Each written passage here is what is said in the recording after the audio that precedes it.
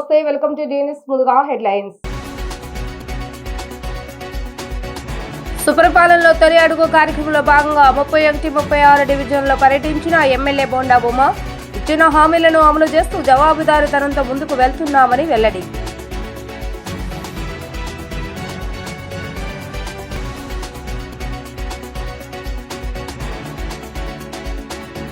దుర్గగుడిపై శాఖ మరియు ఉత్సవాలు ఘనంగా నిర్వహించేందుకు ఏర్పాట్లు పూర్తి చేసిన అధికారులు. ఆలయ ప్రాంగణాన్ని వివిధ రకాల కూరగాయలతో ముస్తాబు.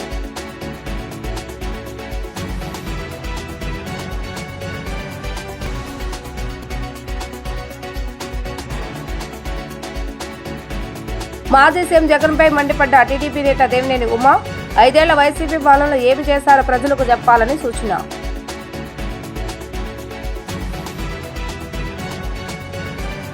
ఇచ్చిన హామీలను అమలు చేస్తూ జవాబుదారీతనంతో పాలన సాగిస్తున్న ఘనత కూటమి ప్రభుత్వానికి దక్కుతుందని సెంట్రల్ ఎమ్మెల్యే బోండా ఉమామహేశ్వరరావు అన్నారు.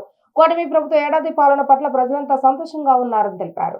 ఎన్డీఏ కూటమి ప్రభుత్వం ప్రతిష్టాత్మకంగా చేపట్టిన సుపరిపాలన తొలి అడుగు కార్యక్రమం 31వ డివిజన్ పరిధిలోని మధురానగర్ పసుపుతోట, 36వ డివిజన్ పరిధిలోని సీతనపేట రంగా విగ్రహం వద్ద కొనసాగింది. ఈ సందర్భంగా అవగాహన సదస్సును నిర్వహించారు. ఈ కార్యక్రమంలో ముఖ్య అతిథిగా ప్రభుత్వ విప్ సెంట్రల్ శాసనసభ్యులు బోండా ఉమామహేశ్వరరావు పాల్గొని ప్రజలకు కూటమి ప్రభుత్వం ఏడాది పాలన గురించి, ప్రజలకు పథకాల అమలుపై ముద్రించిన కరపత్రాలను అందజేశారు. ప్రజలకు అందుతున్న సంక్షేమ పథకాలు, వారి యొక్క సమస్యలను అడిగి తెలుసుకున్నారు. ఈ సందర్భంగా బోండా ఉమామహేశ్వరరావు మాట్లాడుతూ సుపరిపాలన తొలి అడుగు కార్యక్రమం సెంట్రల్ నియోజకవర్గంలో అభివృద్ధి, మౌలిక సదుపాయాల గురించి అడిగి తెలుసుకుని సమస్యలు పరిష్కరించే దిశగా ముందుకు సాగుతున్నామని అన్నారు. ప్రజలందరూ తమ పాలన పట్ల సంతోషం వ్యక్తం చేస్తున్నారని, ప్రజలు ఇచ్చిన ఈ అధికారాన్ని బాధ్యతగా తీసుకుని పనిచేస్తున్నామని తెలిపారు. ఈ సంవత్సర కాలంలో సెంట్రల్ నియోజకవర్గంలో 240 కోట్ల రూపాయలకు పైగా పనులు చేస్తామని, అధికారంలోకి వచ్చిన వెంటనే పెన్షన్ పెంచి సుపరిపాలన అందజేస్తామని చెప్పారు. ప్రజలు సీసీ రోడ్లు, డ్రైనేజీ, వీధి లైట్లు, ఇళ్ల పట్టాలు వంటి సమస్యలను ఎమ్మెల్యే దృష్టికి తీసుకుని రాగా పరిష్కారానికి కృషి చేస్తానని ఆయన హామీ ఇచ్చారు. ఈ కార్యక్రమంలో టీడీపీ రాష్ట్ర కార్యదర్శి 36వ division cluster incharge Navaneetham Sambasivarao, central నియోజకవర్గ అబ్జర్వర్ దేవతోటి నాగరాజు, 36వ డివిజన్ మాజీ కార్పొరేటర్ ముప్ప వెంకటేశ్వర తదితరులు పాల్గొన్నారు.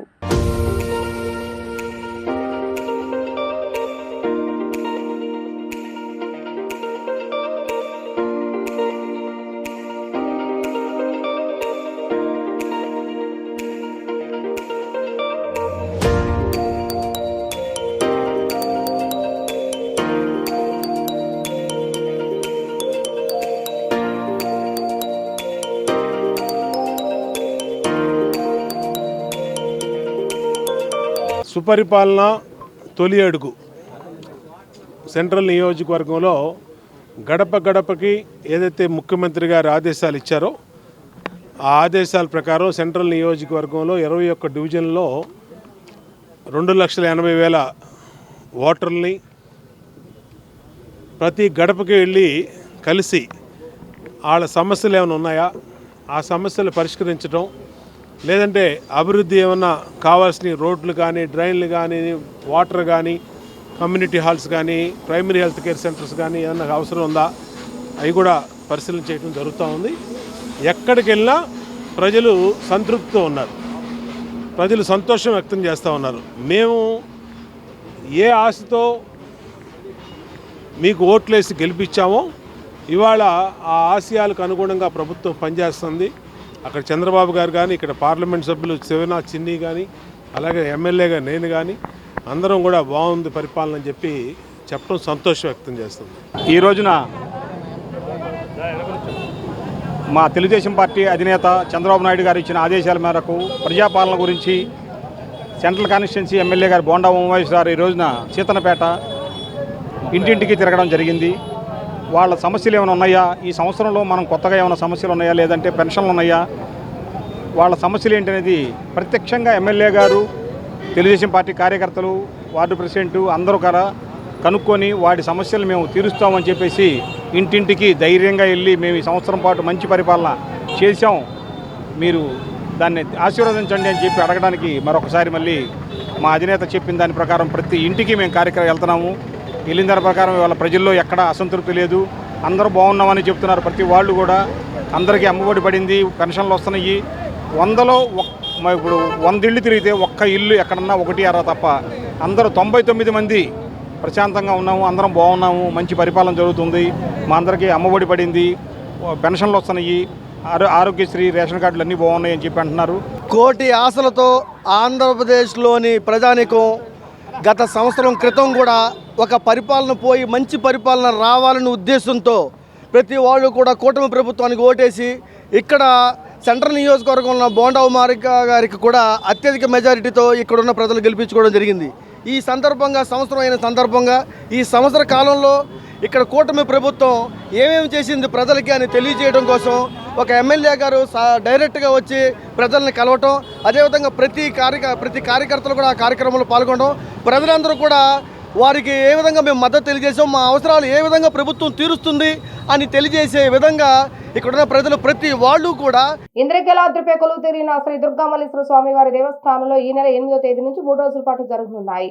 ఇప్పటికే ఆలయ ప్రాంగణాన్ని వివిధ రకాల కూరగాయలతో అందంగా అలంకరించారు. శాకాంబరి దేవిగా కనువిందు చేసే దుర్గమ్మను దర్శించుకునేందుకు తరలి వచ్చే భక్తులకు అసౌకర్యం కలగకుండా అన్ని ఏర్పాట్లు చేస్తున్నామని దేవస్థాన ఈవో సీనానాయక్ తెలిపారు. భక్తులకు అన్ని కూరగాయలతో తయారు చేసే కదంబ ప్రసాదాన్ని పంపిణీ చేస్తున్నట్లుగా వివరించారు. ఇంద్రకీలాద్రిపై శాకాంబరి ఉత్సవాలు ఈ నెల 8, 9, 10వ తేదీలలో వైభవంగా నిర్వహించేందుకు అన్ని ఏర్పాట్లు దేవస్థానం అధికారులు సిద్ధం చేస్తున్నారు. 3 రోజుల పాటు శాకాంబరి దేవిగా దుర్గమ్మ దర్శనం ఇస్తారు. అమ్మవారి మూల విరాట్ను వివిధ రకాల పండ్లు, కూరగాయలు, ఆకుకూరలతో అలంకరించారు. ఆలయ ప్రాంగణాన్ని సైతం కూరగాయలు, పండ్లు, ఆకుకూరలతో సర్వాంగ సుందరంగా ముస్తాబు చేశారు. ఇంద్రకీలాద్రి ఉప ఆలయాలకు కూరగాయలతో తోరణాలు కట్టి ప్రత్యేకంగా అలంకరణ చేస్తున్నారు. దర్శనానికి వచ్చే దుర్గమ్మ భక్తులకు అమ్మవారికి అలంకరించిన కూరగాయలతో కదంబ ప్రసాదం ఉత్సవాలకు జరిగే 3 రోజుల పాటు పంపిణీ చేయనున్నారు. దుర్గమ్మను దర్శించుకునేందుకు భక్తులు భారీగా తరలివచ్చే అవకాశాలు ఉన్నాయి. ప్రతి ఏడాది ఆషాఢ మాసంలో శాకాంబరీదేవి ఉత్సవాలను నిర్వహించడం ఆనవాయితీగా వస్తుందని దేవస్థాన ఈవో సేనానాయక్ తెలిపారు. దేశం సస్యశ్యామలంగా ఉండి పాడి పంటలతో అభివృద్ధి చెందేందుకు శాకాంబరి ఉత్సవాలు నిర్వహిస్తున్నారని తెలిపారు.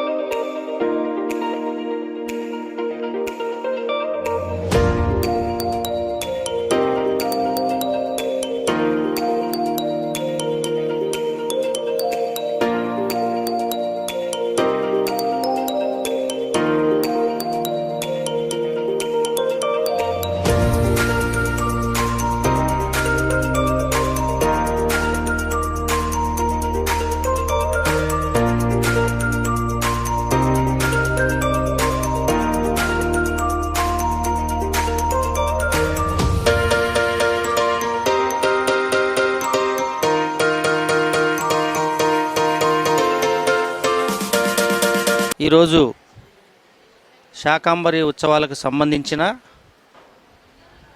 ఏదైతే కూరగాయలు ఉన్నాయో, వాస్తవంగా ప్రకృతి అంటేనే అమ్మవారు.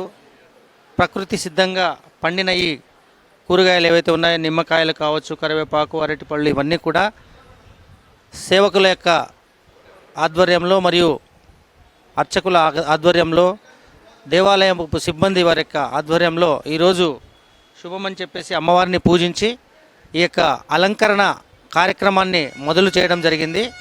ఇది రేపు 8, 9, 10వ తారీఖు 3 రోజుల్లో మొత్తం కూడా ఈరోజు నైట్కే మేమంతా కూడా ఈ యొక్క అలంకరణ అనేది కంప్లీట్ చేయడం జరుగుతుంది. వచ్చే భక్తులకు ఈ ప్రకృతితో అలంకరించిన అలంకారము అందరూ కూడా చూడొచ్చు, ఆస్వాదించవచ్చు.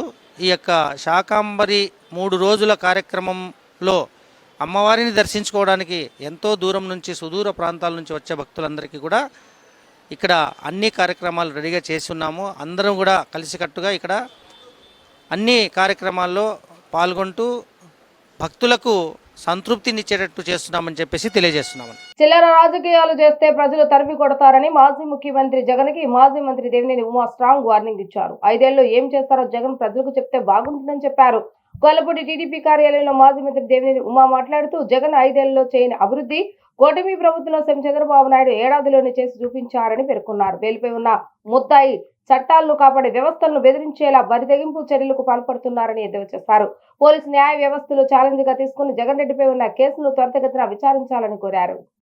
ఎందుకు నువ్వు కోర్టు మెట్లు ఎక్కట్లేదు? ఎందుకు నువ్వు వాయిదాలకు వెళ్ళట్లేదు?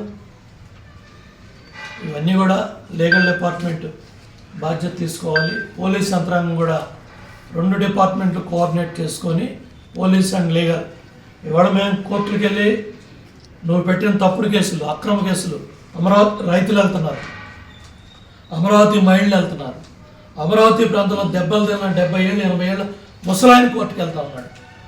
ఒళ్ళు బలిసి కోవిడ్కి 1000 కోట్లు దోచుకున్న జగన్మోహన్ రెడ్డి మాత్రం కోర్టు వాయిదాలకు వెళ్ళలేదు. ఇవాళ రెచ్చగొట్టే కార్యక్రమాలు గంజాయి బ్యాచ్ని రెచ్చగొడుతున్నాడు. ఇవాళ బెంగళూరులో కూర్చొని కుట్రలో కుతంత్రాలు చేసి కొంతమందిని కూర్చోబెట్టి ఈ వారంలో ఎక్కడ శవం దొరుకుద్ది, ఈ నెలలో ఏ శవం దగ్గరికి వెళ్ళాలి, ఎవరిని రెచ్చగొట్టాలి, ఈయనకు మళ్ళీ హెలికాప్టర్లో, ఈయనకు మళ్ళీ రకరకాల విద్వేషాలు రెచ్చగొట్టడానికి నీకు 11 సీట్లు ఇచ్చారు. నీ దగ్గర ధైర్యం ఉంటే శాసనసభకు రా, ప్రశ్న అడుగు. మామిడి రైతు గురించి అడుగుతావా, సమాధానం చెబుతాడు అచ్చెన్నాయుడు. పొగాకు రైతు గురించి అడుగుతావా, చెప్తాడు వ్యవసాయ శాఖ మంత్రి సమాధానం.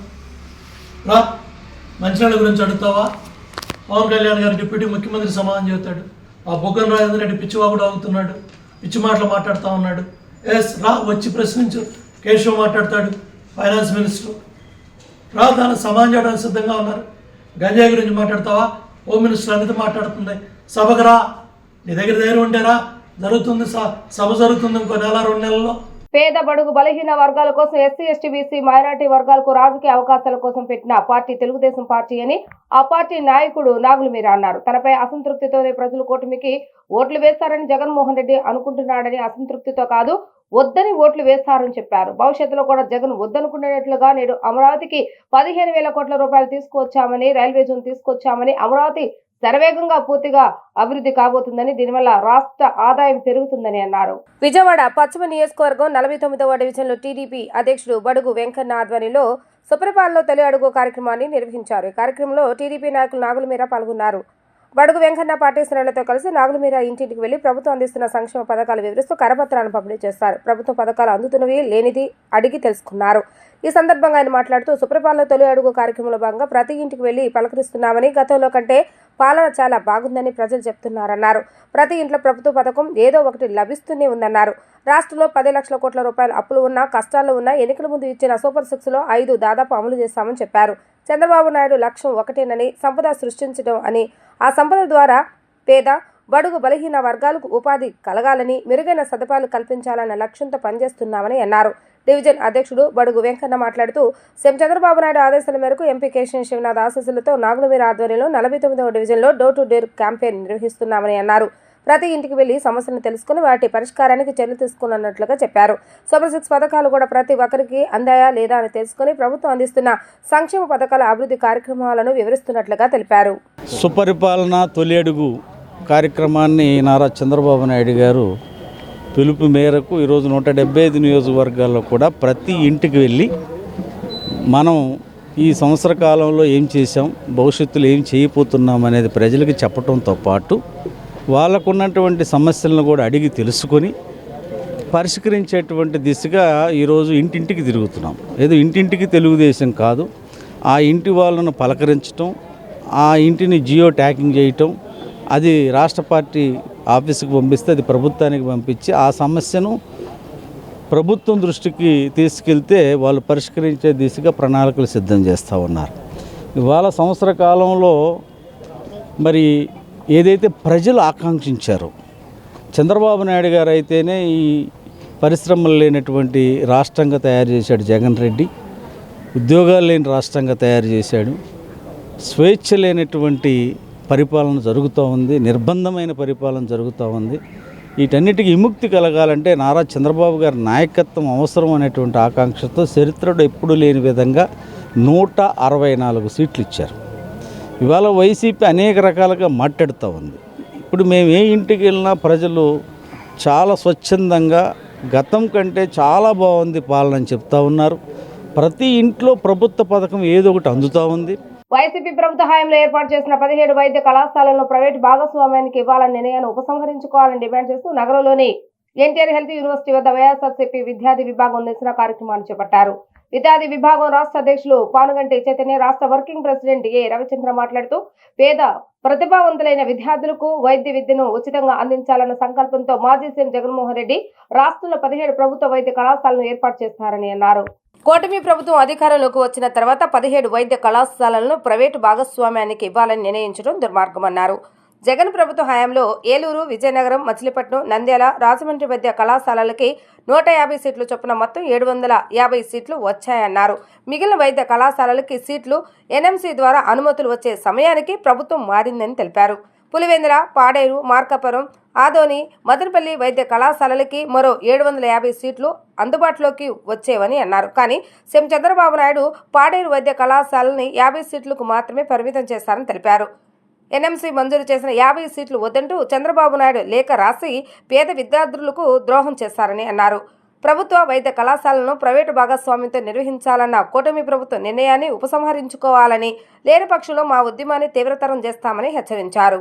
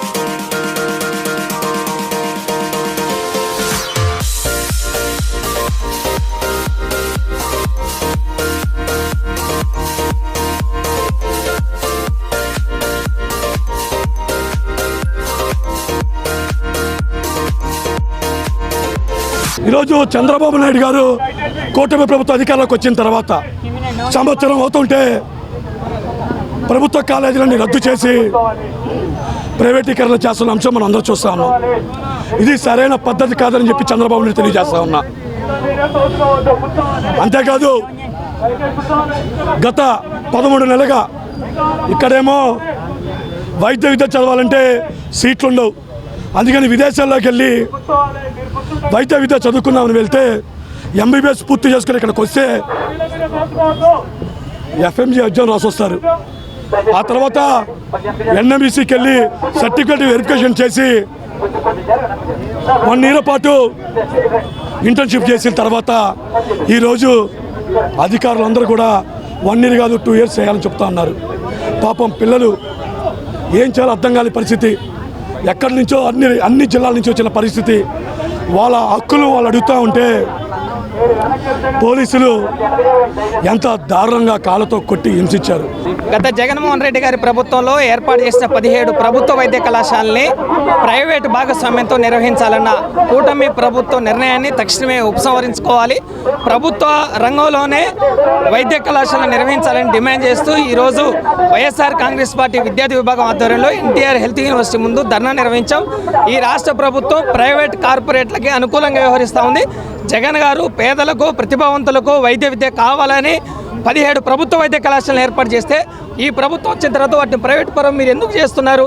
లక్షల రూపాయలు చెల్లించే వైద్య విద్యని ఎంబీబీఎస్ సీట్ కొనుక్కోలేని, ఆర్థిక స్తోమత లేని ఎస్సీ, ఎస్టీ, బీసీ విద్యార్థులకి ప్రభుత్వ వైద్య విద్య అవసరం లేదని మేము ప్రశ్నిస్తా ఉన్నాం.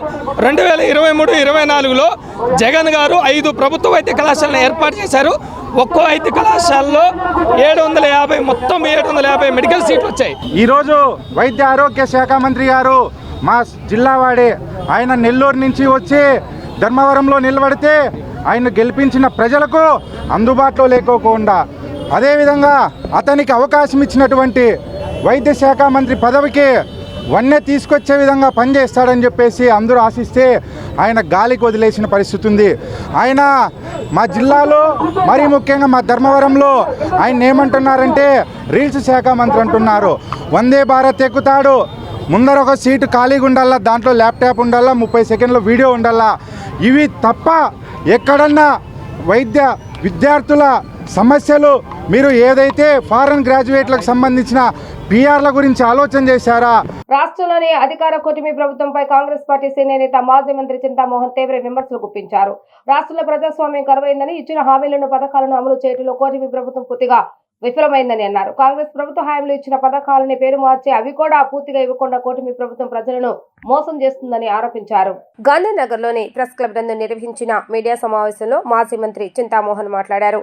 రాజీవ్ గాంధీ ప్రధానమంత్రి అయిన సమయంలో ఉమ్మడి ఆంధ్రప్రదేశ్లో 35,000 ప్రాథమిక పాఠశాలలు ఏర్పడ్డాయని, అయితే కేంద్రంలో ఎన్డీఏ ప్రభుత్వం అధికారంలోకి వచ్చిన తర్వాత వాటిలో 5,000 పాఠశాలలు మూసివేయగా మరో 5,000 మూసివేసే దిశగా చర్యలు కొనసాగుతున్నాయని వాపోయారు. ఇది ఖండించదగ్గ విషయమని చెప్పారు. ఇందిరాగాంధీ హయాంలో అమలు చేసిన స్కాలర్షిప్లను తల్లికి వందనం పథకంగా మార్చారని తెలిపారు. ఈ పథకం వల్ల తల్లిదండ్రుల మధ్య తగాదాలు తలెత్తుతున్నాయని అన్నారు. విద్యార్థులకు నేరుగా విద్యా సంస్థలకే పథకాలను పంపించాలని ఆయన సూచించారు. బీజేపీ అధికారంలోకి వచ్చిన తర్వాత బ్యాంకింగ్ రంగాల్లో అవినీతి పెరిగిందని అన్నారు. ఇది దేశానికి శోచనీయమైన పరిస్థితి అని ఆయన తెలిపారు. ఉపాధి హామీ పథకం కమ్యూనిస్టుల ఆలోచనగా మొదలై ఇందిరాగాంధీ ఆచరణలోకి తెచ్చారని అన్నారు. కానీ ప్రస్తుతం ఈ పథకం నిర్వీర్యంగా మారుతుందని అన్నారు. కూటమి ప్రభుత్వం 90% మెటీరియల్ కి ప్రాధాన్యత ఇచ్చి కేవలం 10% మాత్రమే కార్మికులకు ఇస్తుంది అని వారు వ్యాఖ్యానించారు. అమరావతిని వ్యతిరేకించను, కానీ ఇది విజయవంతమైన ప్రాజెక్టు కాదని చెప్తున్నానని అన్నారు. అక్కడ మోరెడు మట్టిని తెస్తే చారెడు నీళ్లు వస్తాయని అన్నారు. ఈ పరిస్థితిలో రాజధానిని ఎలా నిర్మిస్తారు అని ప్రశ్నించారు. గన్నవరంలో ఇప్పటికే విమానాశ్రయం ఉన్నప్పటికీ అమరావతిలో మరో విమానాశ్రయం ఎందుకు కావాలో చెప్పాలని ఆయన ప్రశ్నించారు. అమరావతిలో విమానాశ్రయం అవసరం లేదు అని ఆయన స్పష్టం చేశారు. మొదటిది ప్రాథమిక విద్య. ప్రాథమిక పాఠశాలలు. రాజీవ్ గాంధీ ప్రధానమంత్రిగా ఉన్నప్పుడు నూతన విద్యా విధానాన్ని 1987లో తీసుకురావడం జరిగింది. దీని ద్వారా ప్రతి పల్లెలో, కుగ్రామాల్లో ప్రాథమిక పాఠశాలను ఏర్పాటు చేయడం జరిగింది. మన రాష్ట్రంలోనే కాదు, దేశం మొత్తం మీద. మరి ప్రస్తుత ఆంధ్రప్రదేశ్ రాష్ట్రంలో 35,000 ప్రాథమిక పాఠశాలలు ఉన్నాయి. ఈ ప్రాథమిక పాఠశాలలను కూటమి ప్రభుత్వం గత సంవత్సరంలో 5,000 మూసివేయడం జరిగింది. నిరుపేద విద్యార్థులు, ఎస్టీలు, ఎస్సీలు, ఓబీసీ విద్యార్థులు స్కూళ్ళకి వెళ్ళలేని పరిస్థితుల్లో ఉన్నారు. మరి ఈ సంవత్సరం ఇంకొక 5,000 తగ్గించాలని చంద్రబాబు నాయుడు కుట్ర బందుతున్నాడు. కారణం, కూటమి ప్రభుత్వానికి ఇష్టం లేదు పేదవాళ్ళు చదువుకోవడం. మరి రాబోయేటువంటి 4 సంవత్సరాల్లో 35,000 ప్రాథమిక పాఠశాలలను 10,000కు తగ్గించాలన్న కుట్రతో కూటమి ప్రభుత్వం ముందుకెళ్తా ఉంది. దీనిని నేను ఖండిస్తున్నాను. కాంగ్రెస్ పార్టీ తరఫున తప్పిది. ప్రాథమిక పాఠశాలలు తీసుకొని వచ్చింది కాంగ్రెస్ పార్టీ, అందరికీ విద్య అనే నినాదంతో. దాన్ని నువ్వు ఆపేసి నువ్వు దాదాపుగా 5,000 ఆపావు, ఇంకొక 5,000 ఈ సంవత్సరం ఆపబోతున్నావు. దీన్ని నేను ఖండిస్తున్నాను చంద్రబాబు నాయుడు ప్రభుత్వాన్ని. క్రికెట్ మహేంద్ర సింగ్ ధోని ఆదర్శాలను, సేవాభావాన్ని ప్రతి ఒక్కరూ అందిపుచ్చుకోవాలని జనసేన పార్టీ రాష్ట్ర కార్యదర్శి, ఏపీ ఐఏసీ డైరెక్టర్ మండలి రాజేష్ అన్నారు. క్రికెట్ సామ్రాజ్యంలో మగుటం లేని మహారాజు ధోని అని అన్నారు. తన నైపుణ్యత దేశ ప్రజల మనసును దోచుకున్న ధోని నిండు నూరేళ్లు ఆయుర ఆరోగ్యాలతో ఉండాలని నేటి యువత ధోని అడుగుజాడలో నడుస్తూ క్రీడాస్ఫూర్తిని చాటాలని అన్నారు. మాజీ India cricket team captain Mahendra Singh Dhoni పుట్టినరోజును విజయవాడ ధోని ఫ్యాన్స్ అసోసియేషన్ ఆధ్వర్యంలో గాంధీనగర్లోని శైలజా థియేటర్ వద్ద నిర్వహించారు. ఈ కార్యక్రమానికి ముఖ్య అతిథిగా జనసేన పార్టీ రాష్ట్ర కార్యదర్శి మండలి రాజేష్ హాజరై థియేటర్ వద్ద అభిమానులు ఏర్పాటు చేసిన నిలువెత్తు ధోని ఫ్లెక్స్ కటౌట్ను ఆవిష్కరించారు. థియేటర్లో ధోని సినిమా ప్రదర్శించగా కొద్దిసేపు తిలకించారు. అనంతరం ధోని 44వ పుట్టినరోజును పురస్కరించుకుని 44 కిలోల కేకులు కోసి అందరికీ మిఠాయిలు పంచారు. 500 మందికి అన్నదాన కార్యక్రమాన్ని నిర్వహించారు. ఈ సందర్భంగా మండలి రాజేష్ మాట్లాడుతూ, క్రికెట్లో మహేంద్ర సింగ్ ధోని రాష్ట్ర రాజకీయాల్లో జనసేన పార్టీ అధినేత పవన్ కళ్యాణ్ కోట్లాది అభిమానులు సంపాదించుకున్నారన్నారు. క్రీడా స్ఫూర్తిని చాటేలా ధోని క్రీడను ఆడతారని యువత అదే స్ఫూర్తిని తీసుకోవాలని అన్నారు. జనసేన పార్టీ నగర ఉపాధ్యక్షుడు కామల సోమనాథ్ మాట్లాడుతూ ధోని పుట్టినరోజు వేడుకలను ఆయన అభిమానుల మధ్య పెద్ద ఎత్తున నిర్వహించుకోవడం, సేవా కార్యక్రమాలు చేయడం అభినందనీయమన్నారు. ఈ కార్యక్రమంలో జనసేన పార్టీ విజయవాడ నగర సంయుక్త కార్యదర్శి సోడిశెట్టి రాధాకిరణ్, 59వ డివిజన్ అధ్యక్షుడు తాడి దుర్గారావు, 57వ డివిజన్ అధ్యక్షుడు పైలా ప్రకాష్, కోసరి హనుమంతు, దాసరి బాలాజీ, భీమన వెంకట్, విజయ్, రాజా, ధోని అభిమానులు, భువన్ రాజ్, భువనాచారి, రవితేజ, మోహన సాయి, వీర, రాఘవేంద్ర, జనసేన నాయకులు, కార్యకర్తలు, మహేంద్ర సింగ్ ధోని వీరాభిమానులు తదితరులు పాల్గొన్నారు.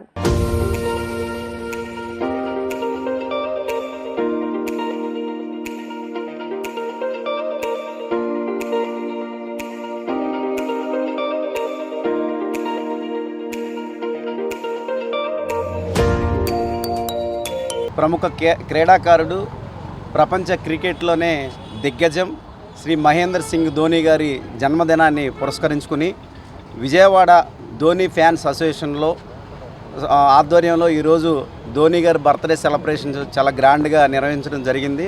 అంతేకాకుండా 1000 మందికి పైచీలుగా ఇక్కడ అన్నదాన కార్యక్రమాన్ని ధోని ఫ్యాన్స్ చేయడం చాలా సంతోషకరమైన విషయం. ఎందుకంటే యావత్ ప్రపంచంలోనే మహేంద్ర సింగ్ ధోని గారంటే మనందరికీ తెలిసిన విషయమే. అంతేకాకుండా ప్రతి ఒక్క క్రీడాకారుడు కానీ మన యువత కూడా ధోని గారిని స్ఫూర్తిగా తీసుకోవాల్సిన అవసరం ఎంతైనా ఉంది. ఎందుకంటే 1981లో జూలై 7వ తారీఖున జార్ఖండ్లో ఆయన జన్మించి ఈరోజు ప్రపంచంలోనే అత్యుత్తమ క్రీడాకారుడిగా ఎదగటం మనందరికీ, భారతీయుడిగా మనకి గర్వకారణం. అంతేకాకుండా మన మహేంద్ర సింగ్ ధోని గారు అసలు క్రికెటర్ కన్నా ముందు ఫుట్బాల్ గోల్ కీపర్గా ఉంటూ అక్కడ క్లబ్లో ఒకరోజు క్రికెట్కి ఛాన్స్ వచ్చి ఆ క్రికెట్లో ఆయన చేసిన వికెట్ కీపింగ్ ఎంతో అద్భుతంగా వికెట్ కీపింగ్ చేయడంతో పాటు ఆ రోజు అండర్-16కి సెలెక్ట్ అవ్వటం, వెంటనే ఫస్ట్ వన్డే మ్యాచ్కి బంగ్లాదేశ్తో ఆయన డిసెంబర్ 23వ తారీఖు 2004లో మ్యాచ్లో అరంగేట్రం చేయడం, ఆ రోజు నుంచి ఈ రోజు వరకు మహేందర్ సింగ్ ధోని అంటే మనందరికీ ఆయన ఎంత గొప్ప క్రీడాకారుడో మనందరికీ తెలిసిన విషయమే. ఈరోజు గాంధీనగర్లోని ధోని ఫ్యాన్స్ ఎవరైతే ఉన్నారో వాళ్ళు ఆయన అభిమానించడమే కాకుండా బర్త్డే సెలబ్రేషన్ చేయడమే కాకుండా పేదలకు అన్నదానం కూడా చేయడం చాలా గర్వకారణంగా ఉంది. అందులో మమ్మల్ని భాగస్వాములు చేసిన ప్రతి ఒక్కరికి కూడా హృదయపూర్వక ధన్యవాదాలు తెలియజేస్తా ఉన్నాం. ఈ కార్యక్రమానికి ఇచ్చేసినటువంటి జనసేన పార్టీ రాష్ట్ర కార్యదర్శి మండల రాజేష్ గారికి ప్రత్యేక ధన్యవాదాలు తెలియజేస్తా ఉన్నాం. ధోని అంటే పుట్టక ముందు ఇప్పుడు పుట్టిన వాళ్ళు కూడా ఆయన పేరు చెప్పుకున్నారంటే ఇండియన్ క్రికెట్ మ్యాచ్లో ఆయన ఎన్నో అద్భుతాలు సృష్టించారు, ఎన్నో సెంచరీలు చేసి మనకి ఎన్నో పథకాలు ఇండియన్ క్రికెట్లో తెచ్చిన వ్యక్తి. ఆయనకి హృదయపూర్వకంగా జనసేన పార్టీ పవన్ కళ్యాణ్ తరఫున హృదయపూర్వక జన్మదిన శుభాకాంక్షలు తెలియజేస్తాం. మేము గత 3-4 సంవత్సరాల నుంచి నందిగామ అంటూ హైదరాబాద్ అంటూ రకరకాల చోట్ల పెద్ద పెద్ద ఈవెంట్లు చేసుకుంటూ ధోని బర్త్డే సెలబ్రేట్ చేస్తూ వచ్చాము. ఫర్ ద ఫస్ట్ టైం ఈ సంవత్సరం విజయవాడలో మన తెలుగు ధోని ఫ్యాన్స్ అసోసియేషన్తో కలిసి ఇక్కడ మైగ్రేట్ అయ్యి ఇక్కడ గట్టిగా పెద్దగా చేద్దామని చెప్పి వచ్చాము. సో అందులో భాగంగానే నిన్న బ్లడ్ డొనేషన్ క్యాంప్ పెట్టాము. ఇవాళ మార్నింగ్ సినిమా వేసిన తర్వాత మామూలు సార్ చేత కేక్ కటింగ్ అండ్ ఇప్పుడు 1000 మందికి భోజనాలు పెడుతున్నాము. అండ్ ఆల్సో ఇంత పెద్ద బర్త్డే ఘన విజయంగా చేయడానికి సార్ గారు రావడం ఒక ముఖ్య కారణం. అండ్ ఆల్సో థియేటర్ మేనేజ్మెంట్ కానీ వీళ్ళు కానీ మాకు చాలా సహకారం అందించారు. ఈ విషయం వరకు మాత్రం ధోని ఫ్యాన్స్ కానీ ఎవరైనా సరే అందరికీ పూర్తిగా కృతజ్ఞతలు చెప్పదలుచుకున్నాము. అలాగే ధోని గారికి పుట్టినరోజు శుభాకాంక్షలు చెప్తున్నాము. మామిడి రైతులకు ప్రభుత్వం కల్పించిన మద్దతు ధర గురించి తెలియని అవగాహన లేని జగన్మోహన్ రెడ్డి ఇష్టం వచ్చినట్లుగా లేనిపోని ఆరోపణలు చేస్తూ రైతులను మభ్యపెట్టే ప్రయత్నాలు చేస్తున్నాడని AP SAM vice chairman Marreddy Srinivas Reddy మండిపడ్డారు. మంగళగిరి టీడీపీ కేంద్ర కార్యాలయంలో జరిగిన మీడియా సమావేశంలో ఆయన మాట్లాడారు.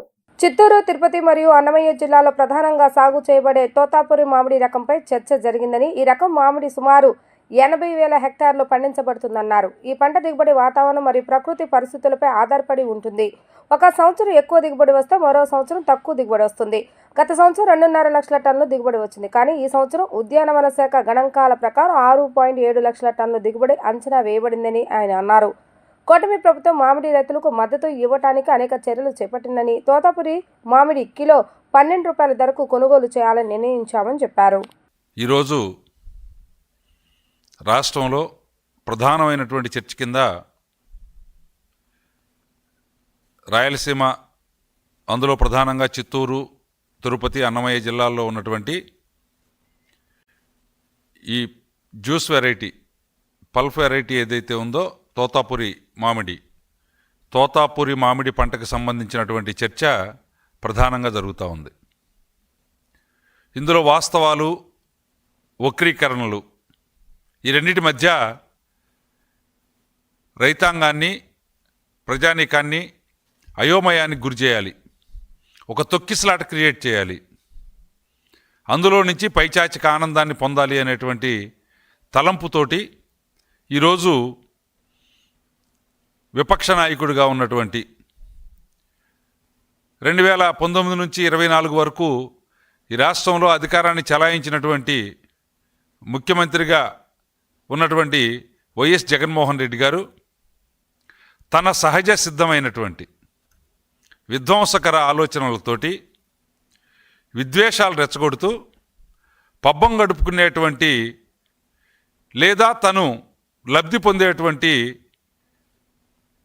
తత్వం ఏదైతే ఉందో దాన్ని ప్రతి సందర్భంలో కూడా ఆ విషయాన్ని చిమ్ముతూనే వస్తూ ఉన్నాడు.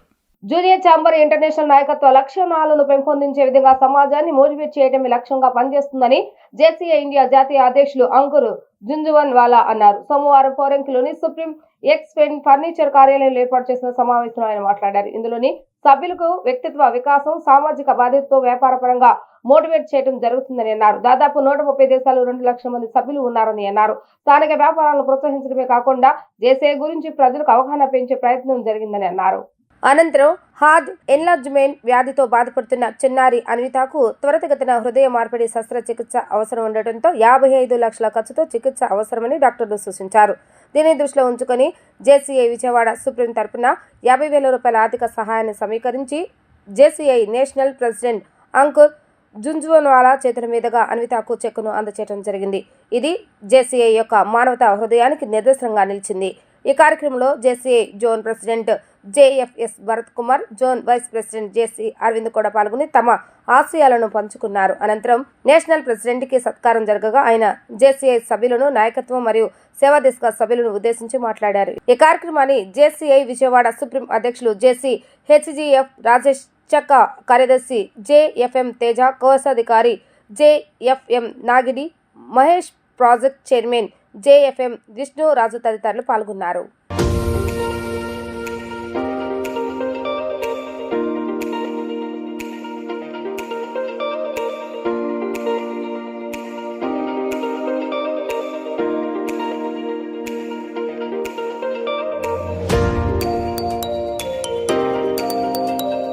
I am JC Ankur Jhunjhunwala, the National President of JCI India for the year 2025, and I am here in Vijayawada today on my official tour.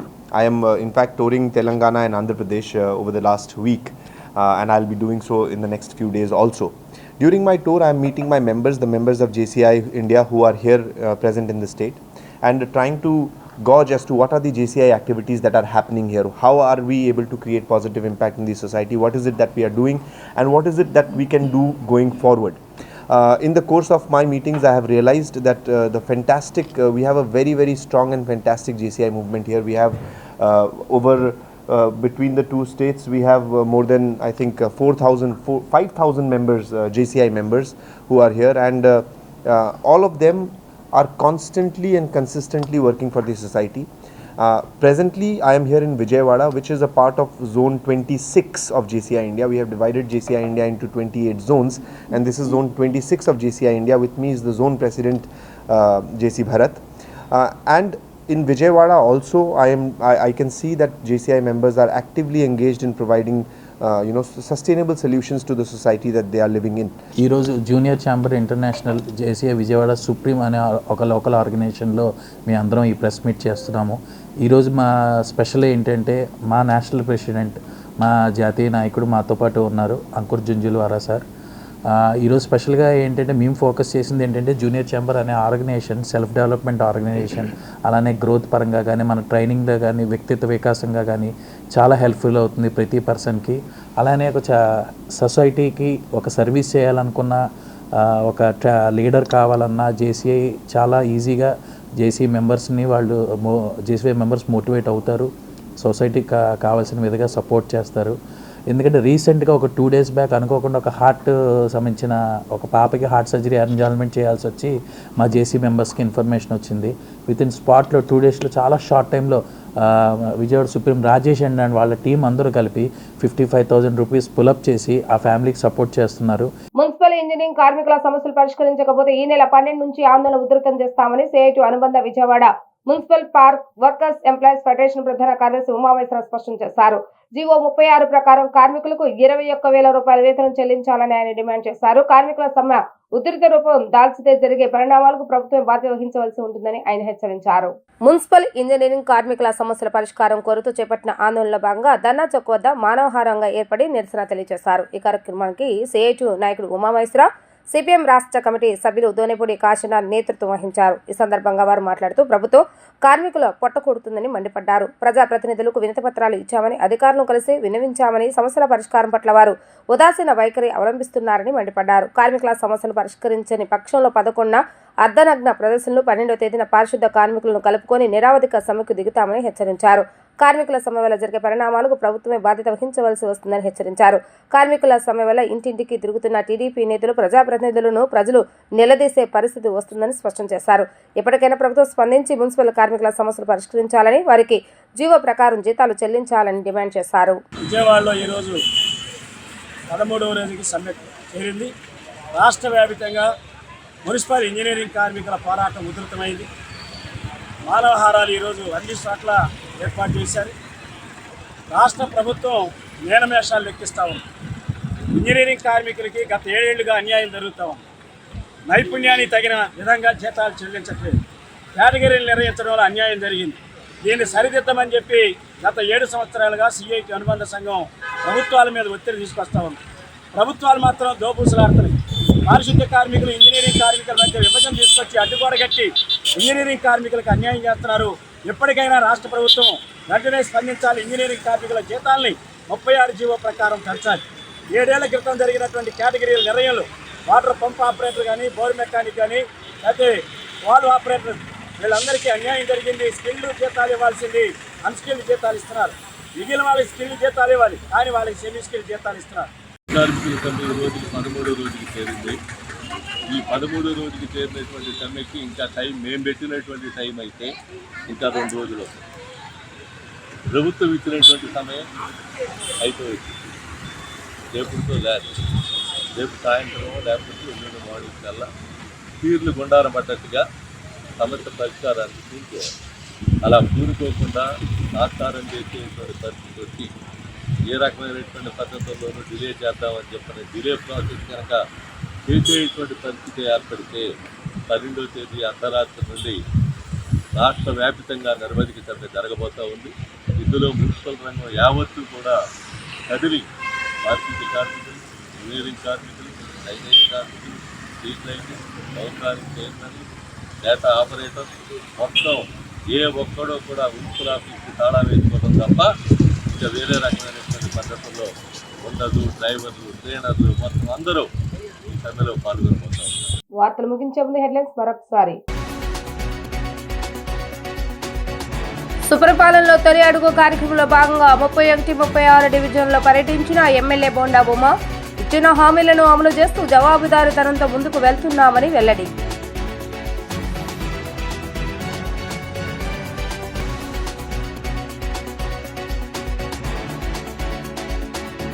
దుర్గగుడిపై Shakambari ఉత్సవాలు ఘనంగా నిర్వహించేందుకు ఏర్పాట్లు పూర్తి చేసిన అధికారులు. ఆలయ ప్రాంగణాన్ని వివిధ రకాల కూరగాయలతో ముస్తాబు.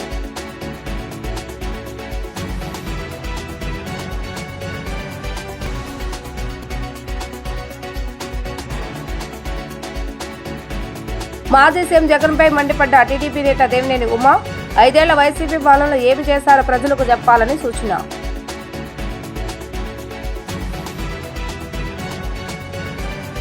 ఇవి ఈ రోజు వార్తా విశేషాలు. మరలా 3 ప్రసారం మళ్ళీ కలుద్దాం. అందరూ సెలవు. నమస్కారం.